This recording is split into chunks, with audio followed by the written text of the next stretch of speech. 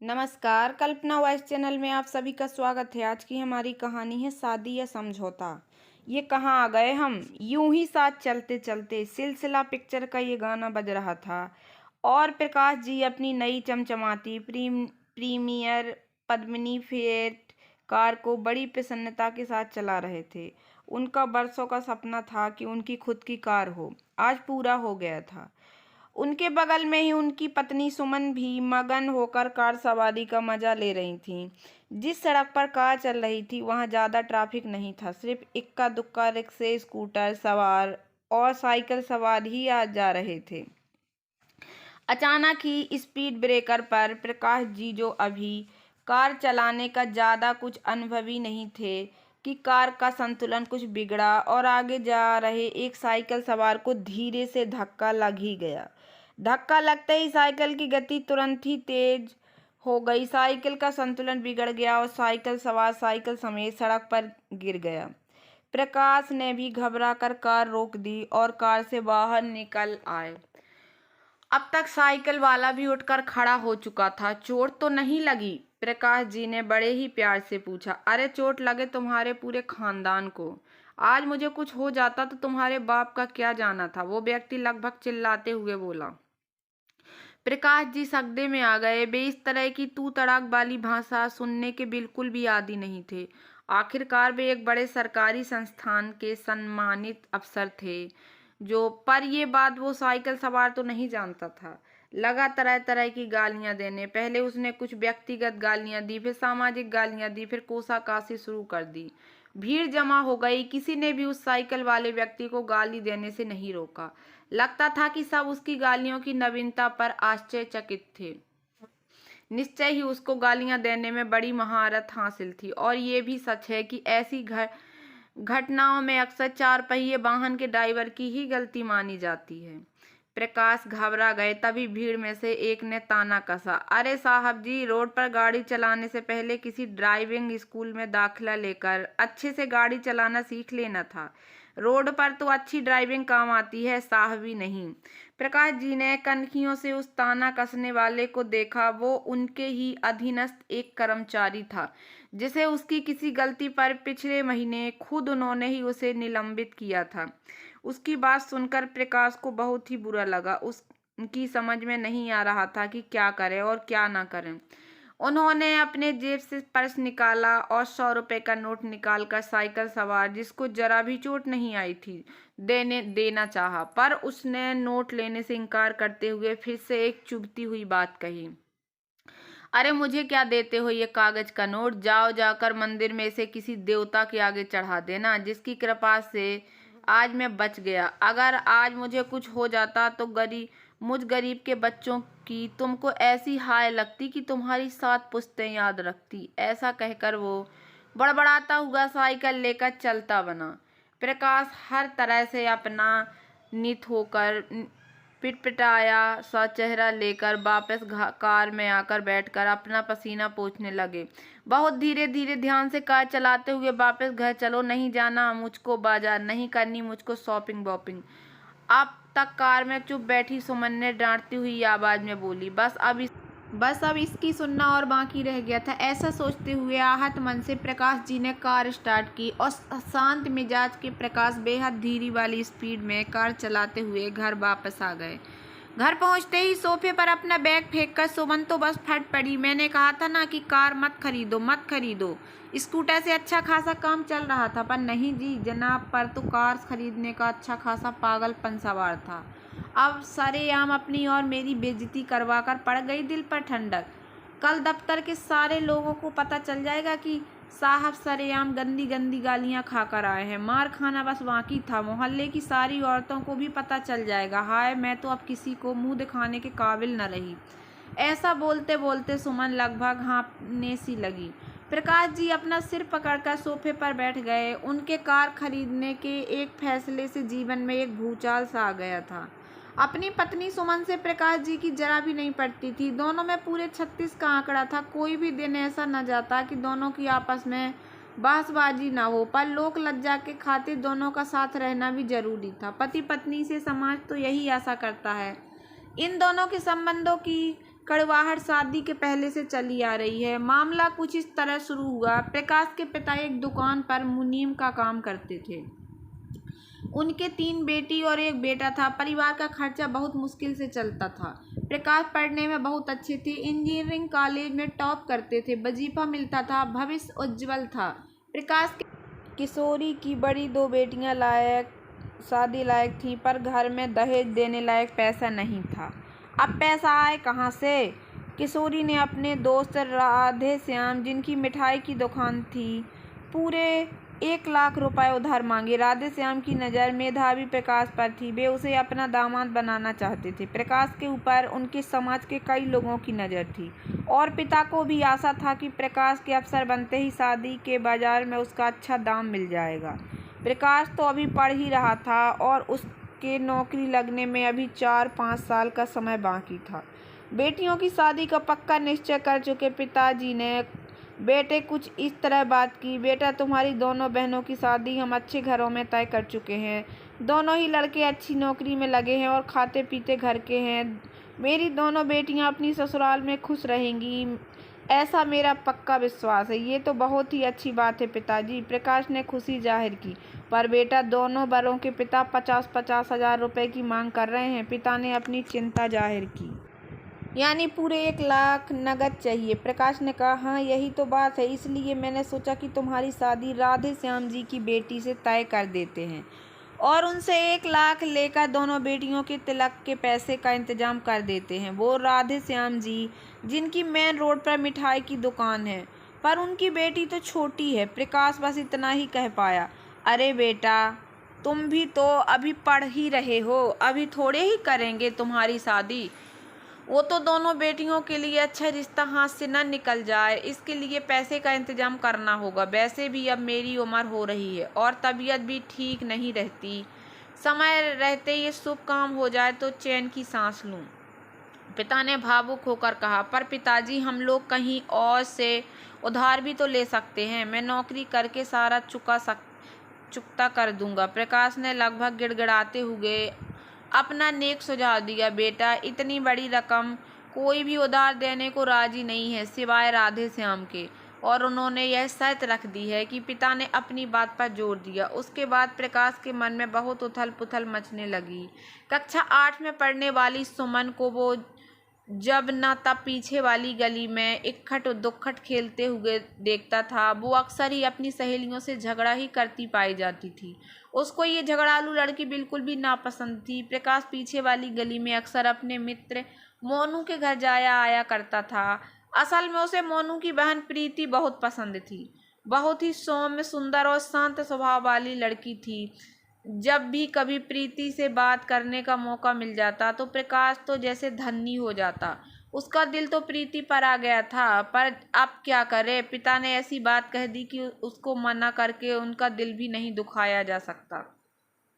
चल बेटा प्रकाश, चढ़ जा बेटा सूली पर। प्रीति के सपने देखना बंद कर और जैसा पिता कहते हैं वैसा ही कर।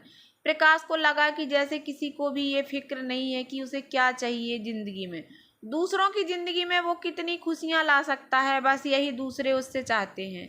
शायद उसने इतनी मेहनत करके कामयाबी की सीढ़ियां चढ़कर अपनी खुद की खुशियों का दरवाजा ही बंद कर दिया था, और किस्मत को भी शायद यही मंजूर था, क्योंकि गली में सुमन का अपनी दोस्तों से जोर जोर से झगड़ना देख ही लिया था। और उसे अपने जीवन साथी में जो गुण चाहिए थे वे सुमन में बिल्कुल नहीं थे, पर प्रीति में थे। आखिर पिता ने अपने बेटे को इमोशनल ब्लैकमेल करके राजी कर ही लिया। कहते हैं कि हिंसा सिर्फ जीव हत्या तक ही नहीं सीमित होती, इसके अत्यंत सूक्ष्म अनेक रूप होते हैं, और ऐसी ही एक सूक्ष्म सी हिंसा किशोरी से भी हो रही थी, वो भी अपने ही बेटे के खिलाफ। किशोरी ने अपने बिजनेसमैन दोस्त राधे श्याम जी से बात की। राधे श्याम जी तो इसके लिए तैयार ही बैठे थे। वे अपनी बेटी के लिए एक सरकारी अफसर पति चाहते थे ताकि लोगों में उनकी धाक जम सके, और दूसरी बात यह भी थी कि उनके पूरे खानदान में कोई भी सरकारी अफसर नहीं था। मेधावी प्रकाश तो पक्का ही अपने लक्ष्य को प्राप्त कर लेगा, इसकी सबको ही पूरी आशा थी। सुमन उस समय 8वीं कक्षा में पढ़ती थी। तय ये हुआ कि रिश्ता पक्का भी कर लेते हैं, शादी 6-7 साल बाद होगी। तब तक दोनों की पढ़ाई पूरी हो चुकेगी और भी नौकरी करने लगेंगी। किशोरी तुरंत राजी हो गए, क्योंकि ऐसी स्थिति में पैसा भी मिल रहा था और ब्याज तो क्या, उधार भी चुकाने से छूट रहे थे। उनके सारे समीकरण सही बैठ रहे थे। खुशी खुशी वे 1 लाख नकद लेकर घर वापस लौटे और दोनों बेटियों की एक साथ ही शादी कर देने की तैयारी में जुट गए। 8वीं की छात्रा सुमन को खाने पीने का बहुत ही ज़्यादा शौक था। पिता की मिठाई की दुकान तो मज़ा ही मज़ा। रोज़ वो रबड़ी मलाई में जलेबी डालकर खाती। सुबह समोसे, कलाकंद, उदरस्त करती, बर्फ़ी, गुलाब जामुन तो चलते फिरते खाती ही रहती और माँ का बनाया देसी घी में बना हुआ तीनों समय का खाना भी चटकारे लेकर खाती। नतीजा सामने था। शर्त के मुताबिक कुछ साल बाद जब सुमन दुल्हन बनकर ससुराल गई तो अच्छी खासी लंबी चौड़ी देह की स्वामिनी बन चुकी थी, पर दूल्हा उसके आगे कद में कुछ कम और दुबला सा। अब क्या हो, शादी तो होनी सी हो गई। ऐसा नहीं है कि दोनों में ना पटने का सिर्फ यही कारण था। कोई भी बात युद्ध का रूप ले लेती थी। आपस में इतना लड़ने झगड़ने वाले पति पत्नी रूपी 2 वीर योद्धाओं के 3 बच्चे कैसे हो गए, इस बात पर विद्वान लोग घंटों बहस कर सकते हैं। लड़ाई कुछ ऐसे शुरू होती थी जैसे एक बार कवि सम्मेलन के रसिया प्रकाश बोले, देखो आज रात में कवि सम्मेलन जाऊंगा, रात लौटने में देर हो जाएगी। कवि सम्मेलन क्यों, मैं घर में अकेले बोर होती रहूंगी, चलो पिक्चर चलते हैं। सुमन बोली, पिक्चर? मुझे पिक्चर जाना बिल्कुल पसंद नहीं। प्रकाश, अरे पिक्चर नहीं जाने का तो बहाना है, असल में तुमको मेरे साथ कहीं जाना पसंद नहीं है। ये बात तो तुम लोगों को तब सोचनी चाहिए थी जब तुम्हारे पिताजी मेरे बाबूजी से 1 लाख रुपए ले रहे थे। भगवान मेरे बाबूजी की आत्मा को शांति प्रदान करे, जिनके खून पसीने की कमाई से तुम्हारे घर की दो दो लड़कियों निपट गईं। ऐसा कहकर सुमन ने ऊपर की ओर मुंह करके अपनी आंखें बंद करके अपने दोनों हाथ जोड़ दिए। बात को कहां से कहां मोड़ देती है ये महिला, और मोड़कर हमेशा मुझे वो 1 लाख के लेन देन को जरूर याद दिलाकर नीचा दिखा देती है। प्रकाश को क्रोध आ गया। वे गुस्से में अपने दोनों हाथ रगड़ते हुए अपने दिवंगत पिताजी की तस्वीर, दीवार पर लटकी फोटो को देखने लगे।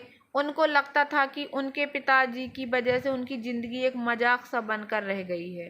सरेआम इतनी गालियां खाने के बाद प्रकाश का कार चलाने का आत्मविश्वास डोल गया। अब ये तय किया कि कार चलाने के लिए एक ड्राइवर रख लिया जाए। उन्होंने अपने पीए मोहन को एक ड्राइवर का इंतजाम करने को कहा। दूसरे व्यक्ति को हंसते हुए खड़े पाया। उसने पीली पैंट, हरी कमीज और हरी टोपी लगा रखी थी। नमस्ते सर, मैं अतुल कुमार, मुझे मोहन ने भेजा है। अपने पूरे दांत दिखाता हुआ अतुल बोला। अच्छा, तो तुम ही हमारी कार चलाओगे? सुमन प्रकट होकर बोली। नमस्ते आंटी जी। अतुल को सुमन का इस तरह उसको आंटी बुलाना बिल्कुल पसंद नहीं आया था। उस नमस्ते का जवाब न देकर उसने ठीक है बोलकर अपना पद ऊंचा किया। बधाई हो आप लोगों को कि आपने मेरे जैसा इतना अच्छा ड्राइवर चुना है। बहुत कम लोग ही इस नगीने को पहचान पाते हैं। अतुल ने किसी फिल्म के डायलॉग की तरह स्टाइल मार कर ये बात कही। अच्छा, आज तो हम लोग व्यस्त हैं, तुम कल आ जाओ, कल हमें कहीं जाना है, कहकर प्रकाश ने बात समाप्त की। दूसरे दिन शाम को ठीक 5 बजे दरवाजे की बेल बजी। अतुल हाजिर।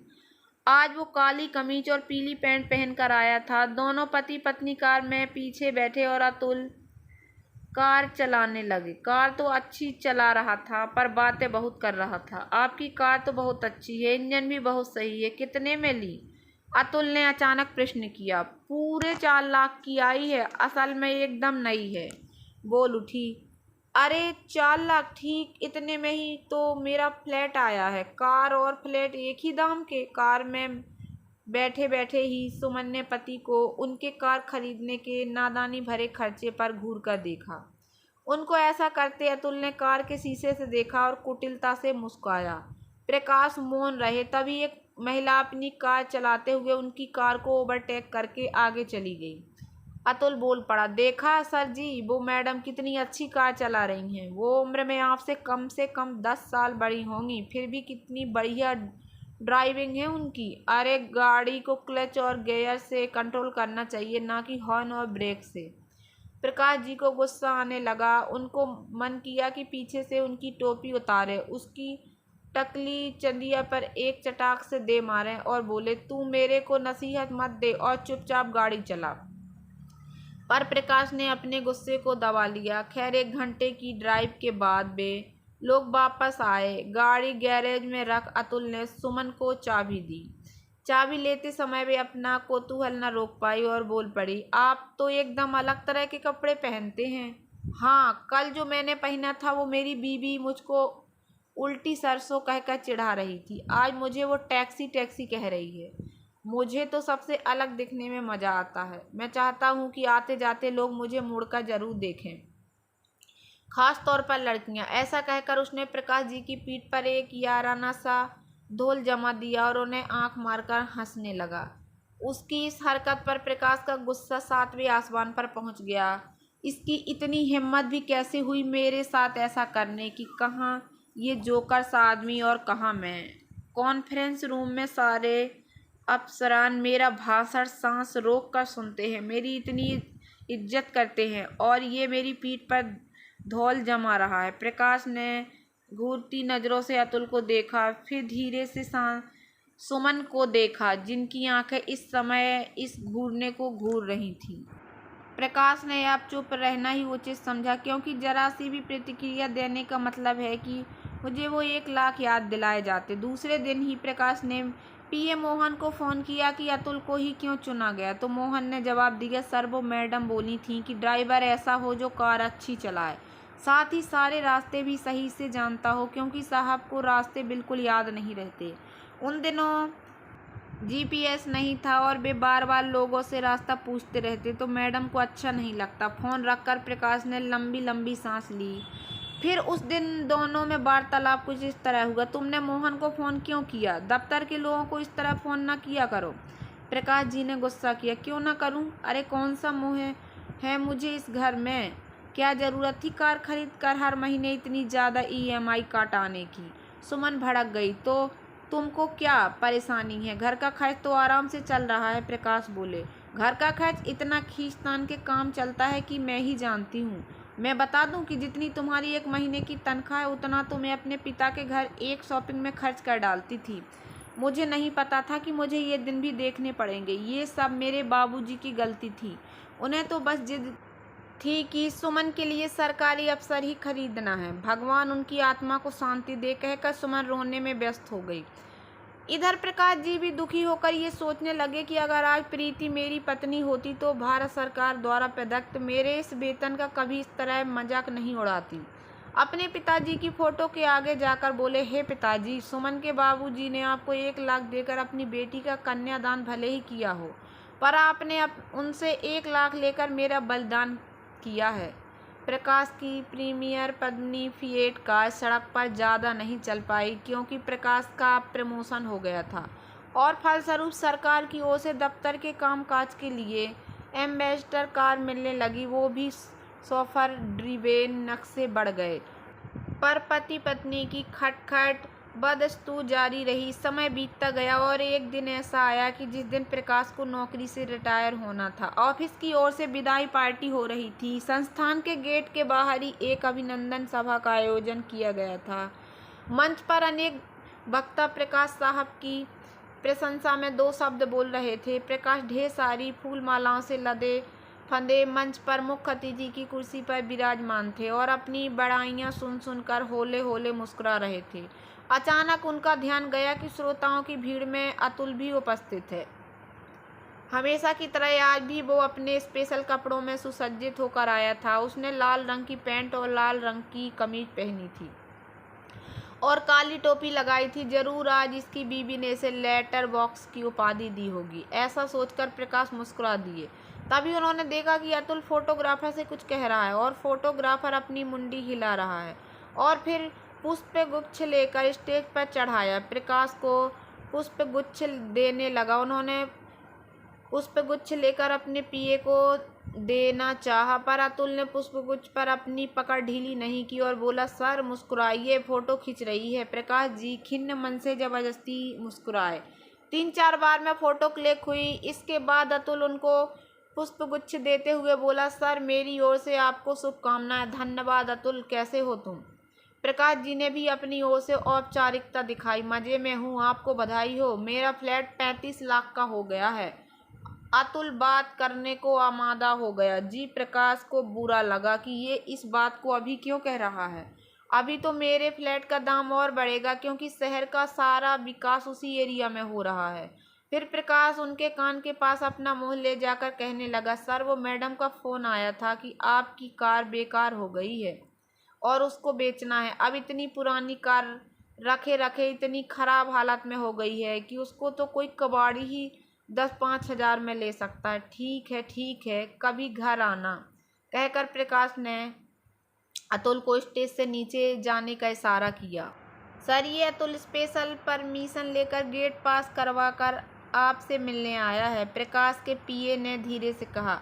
अब तो अतुल ने हद कर दी, कहने लगा, सर मैं आजकल प्रॉपर्टी डीलर का काम कर रहा हूँ। सर अब तो आप रिटायर हो रहे हैं।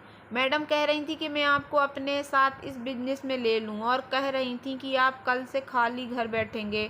फालतू घर बैठने और बीवी से झगड़ा करने का कोई फ़ायदा नहीं है। मैं आपको अच्छे बिजनेस का ऑफर दे रहा हूँ। प्रकाश का चेहरा गुस्से के मारे तमतमा गया। उनका मन हुआ कि वे अतुल के गाल पर इतनी जोर से जन्नाटेदार तमाचा मारें कि वो स्टेज से 10 फीट दूर जा गिरे, पर उन्होंने अपने आप पर किसी तरह काबू किया और अपने को तुरंत समझाया कि ये समय सिर्फ चुप रहने का है और मुस्कुराते रहने का है। ये आदमी मेरे से पता नहीं कौन सी दुश्मनी निभा रहा है कि आज मुझे यही बताने के लिए स्टेज पर चढ़ाया कि उसके फ्लैट की कीमत 35 लाख हो गई है और मेरी कार कबाड़ी हो जाएगी। क्या ये मुझको ये जतलाना चाहता है कि आपकी कार और मेरा फ्लैट एक ही दाम में खरीदे गए थे? आप घाटे में हैं और मैं फ़ायदे में। आखिर ये आदमी मेरे से किस बात में कंपटीशन लड़ा रहा है? मैडम का फ़ोन आया था, यानी सुमन मेरी जानकारी के बगैर इस नालायक और फालतू आदमी से बात करती रहती है। तभी तो इसकी इतनी हिम्मत बढ़ गई। प्रकाश जी का मन किया कि वे भरी सभा में अपने सिर के बाल खुद ही नोच लें। प्रकाश जी जो पहले ही बहुत कम बोलते थे, रिटायरमेंट के बाद और भी मौनी बाबा बन गए। सर्विस क्लास में यही तो होता है कि एक दिन पहले तक कोई भी अधिकारी अपने काम में इतना व्यस्त रहता है कि पूछो ही मत, पर रिटायरमेंट के अगले ही दिन बिल्कुल अलग सी जिंदगी, जहां समय काटे नहीं करता। पर कुछ लोग बहुत अच्छे से अपने रिटायरमेंट के बाद के दिनों की प्लानिंग करते हैं। प्रकाश जी ने कुछ ऐसा ही किया था। अपने पसंदीदा लेखकों की किताबें मंगवा लीं, उन्हें पढ़ना शुरू किया, कुछ लिखना भी शुरू किया, अपने बागबानी के शौक को भी पूरा करना शुरू किया। तब तक इंटरनेट का पदार्पण हो चुका और वो प्रकाश जी के लिए बहुत बड़ा मित्र और सहायक सिद्ध हुआ। एक दिन प्रकाश ऐसे ही टीवी पर समाचार देख रहे थे। टीवी पर एक समाचार दिखाया जा रहा था कि किसी के घर सीबीआई का छापा पड़ा।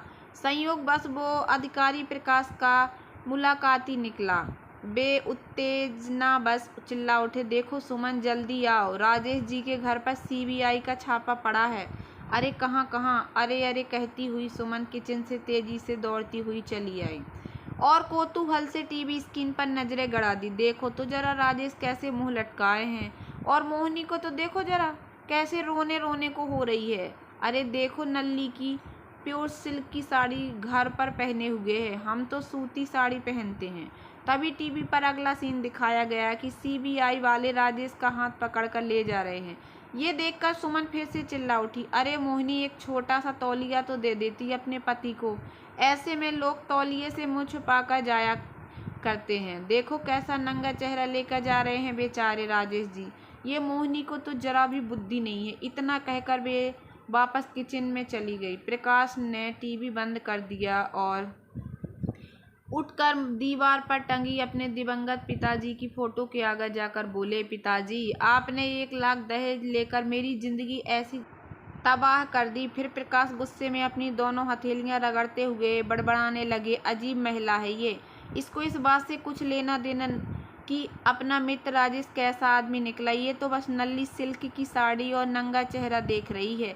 दिन बीतते गए। अचानक ही प्रकाश को फिर से नई कार खरीदने का शौक वापस आ गया। वे सारा समय इंटरनेट पर नए नए मॉडल की सुंदर सुंदर कारें देखने लगे। कार डीलरों को और बैंक वालों को फ़ोन भी करने लगे। उनको ऐसा करते देख सुमन का माथा ठनकने लगा। एक दिन अचानक फ़ोन की घंटी बजी। प्रकाश जी ने फ़ोन उठाया। उधर से आवाज़ आई, मैं अतुल बोल रिया, कैसे याद किया अतुल? प्रकाश जी बुरा सा मुंह बनाते हुए बोले, ऐसे ही हाल चाल जानने को। इतने साल हो गए, मैडम का फोन आया था तो पता चला कि आप नई कार खरीदने वाले हैं। अरे साहब मत खरीदो, एक बार तो आप कार खरीद कर फंस चुके हैं, दोबारा काय को अपने को खाली पीली मुसीबत में डालना। मेरा बेटा टैक्सी चलाता है, जब चाहे तब उसको बुलाओ, वो बाद की बात है। तुम बताओ कि तुमने फ़ोन क्यों किया था?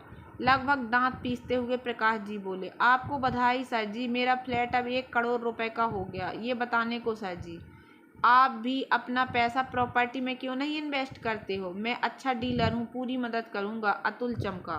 प्रकाश जी ने गुस्से के मारे फोन पटक दिया। गुस्सा इतना कि पास की टेबल पर जोर से एक मुक्का मारा और चिल्लाकर बोले, घर में कोई है तो वो कान खोल कर सुन ले, मैं कोई कार वार खरीदने नहीं जा रहा और ना ही कोई प्रॉपर्टी। इस अतुल का फ़ोन अब मेरे पास बिल्कुल नहीं आना चाहिए। फिर अपने पिताजी की फ़ोटो के आगे जाकर बोले, पिताजी सुनिए, मेरी और सुमन की शादी कोई शादी वादी नहीं बल्कि एक साजिश थी। सुना था कि बिहार में कुछ दबंग लोग बंदूक की नोक पर लड़ाकों को ले जाकर उनकी जबरदस्ती शादी करवा देते हैं। ऐसी शादी को पकड़ोबा शादी कहा जाता है और ऐसी शादी में शादियों में पति पत्नी सजा सी काटते रहते हैं। ये शादी दहेज बचाने के लिए होती है और आपने मेरी पकड़ोबा शादी दहेज प्राप्त करने के लिए की। मैं और सुमन कभी भी एक दूसरे को समझ नहीं पाए, ना वो खुश रही और ना मैं।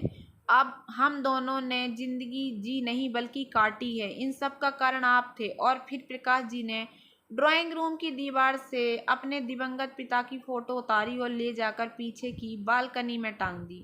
इसके बाद वे हमेशा का अपना पसंदीदा रहा गीत लगाकर सुनने लगे। तो दोस्तों, कैसी लगी आप लोगों को मेरी ये छोटी सी कहानी? अगर कहानी थोड़ी सी भी पसंद आई हो तो प्लीज़ मेरे वीडियो को लाइक कर देना। चैनल पर नए आए हो तो प्लीज़ सब्सक्राइब कर लेना और ज़्यादा से ज़्यादा शेयर करना। धन्यवाद दोस्तों।